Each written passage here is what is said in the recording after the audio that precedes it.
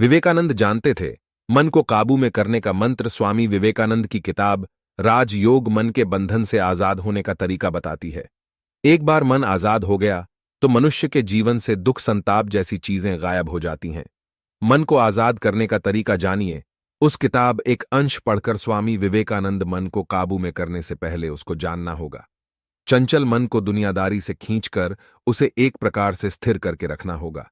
बार बार ऐसा करना होगा। इच्छा शक्ति द्वारा मन को संयत कर उसे साध कर भगवान की महिमा पर विचार करो। मन को काबू में करने का सबसे सीधा उपाय है चुप लगाकर बैठना। कुछ समय के लिए मन को छोड़ देना, जहां वह जाना चाहे जाए। तुम पूरी दृढ़ता से सोचते रहो, मैं दर्शक हूं, साक्षी हूं, बैठे बैठे मन का डूबना उतराना देख रहा हूं, मैं मन नहीं हूं। इसके बाद अपने मन को देखो, सोचो, मन से तुम बिल्कुल अलग हो। खुद को भगवान के साथ एकाकार रूप में सोचो। किसी निर्जीव वस्तु या मन के साथ खुद को एकाकार न कर डालो। स्वामी विवेकानंद के जन्मदिन पर पेश है चेन्नई के विक्टोरिया हॉल में दिए गए भाषण का अंश कल्पना करो। मन मानो तुम्हारे सामने फैली एक शांत झील है। जो विचार मन में उठकर धुंधला रहे हैं, वो जैसे झील में बुलबुले उठ रहे हैं और सतह पर आकर विलीन हो रहे हैं। विचारों को नियंत्रित करने की कोई कोशिश मत करो। कल्पना की आंख से उन्हें बस दर्शक की तरह देखते जाओ, किस तरह वह बहा चला जा रहा है। तालाब में ढेला फेंकने पर जैसे पहले खूब जल्दी जल्दी तरंगें उठती हैं, इसके बाद तरंग की परिधि जितनी बड़ी होती जाती है, तरंग उतनी कम आती हैं।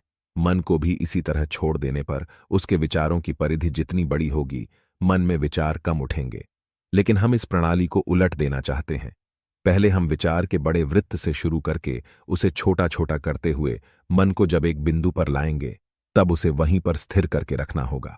इस भाव को जगाओ, मैं मन नहीं हूं, मैं देख रहा हूं, मैं सोच रहा हूं, मैं अपने मन की गतिविधि को निहार रहा हूं। इस तरह अभ्यास करते करते खुद के साथ मन का जो एकाकार भाव है, वह दिनों दिन कम होगा। आखिर में खुद को मन से पूरी तरह अलग कर पाओगे और ठीक ठीक समझ पाओगे कि मन तुमसे अलग है। यह जब हो जाएगा, तब मन तुम्हारा दास होगा, जिसे तुम अपनी मर्जी से नियंत्रित कर पाओगे।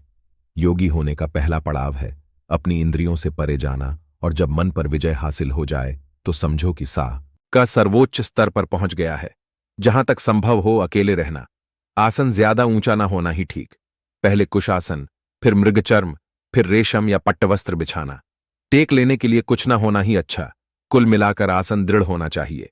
हर तरह के विचारों का त्याग कर मन को खाली कर डालो। जैसे ही कोई विचार मन में उठे, तुरंत ही उसे दूर कर देना। ऐसा करने के लिए हमें निर्जीव वस्तुओं और अपने शरीर से परे उठना होगा। दरअसल मनुष्य का पूरा जीवन ही इस अवस्था तक पहुंचने की एक अनवरत कोशिश है। हमारे श्रेष्ठ आदर्श हैं भगवान, उनका ही ध्यान करो। हम झांता को जान नहीं पाते, क्योंकि वह हमारे ही स्वरूप हैं। हम अशुभ की सृष्टि खुद करते हैं, क्योंकि हम अशुभ देखते हैं। हमारे भीतर जो है, बाहर हम वही देखते हैं। यह दुनिया हमारे लिए आईने की तरह है। यह छोटा शरीर हमारे द्वारा सृष्टि किया हुआ एक छोटा आईना है, लेकिन असल में सारी दुनिया ही हमारा शरीर है। इस बात का हमेशा ख्याल रखना होगा, तभी समझ पाओगे। हम मरते नहीं या किसी को चोट नहीं पहुंचा सकते, क्योंकि जिसे चोट पहुंचाएंगे वह भी हम ही हैं। हमारा जन्म नहीं, मृत्यु भी नहीं। हमारा कर्तव्य है केवल सभी को प्यार करते चले जाना। यह विश्व जगत मेरा शरीर है। सब स्वास्थ्य, सब आनंद मेरा ही है, क्योंकि सब कुछ तो विश्व के भीतर ही है। बोलो, मैं ही विश्व जगत हूं। आखिर में यही समझ पाता हूं, जो कुछ कर्म व्यापार है, सब हमसे ही आईने में प्रतिबिंबित हो रहा है। अगर लग रहा है कि हम छोटी तरंग जैसे हैं, तो हम सब के पीछे एक अखंड समुद्र है और हम सब उसी में मिले हुए हैं। समुद्र से अलग तरंग अकेले नहीं रह सकती। ठीक से इस्तेमाल किए जाने पर कल्पना हमारे परम मित्र की तरह काम करती है। कल्पना तर्क की सीमाओं से परे जाती है और सिर्फ कल्पना का प्रकाश ही हमें सब जगह ले जा सकता है। प्रेरणा हमारे भीतर से उठती है, इसलिए हमें अपनी ही उच्चतर शक्तियों द्वारा खुद को अनुप्रेरित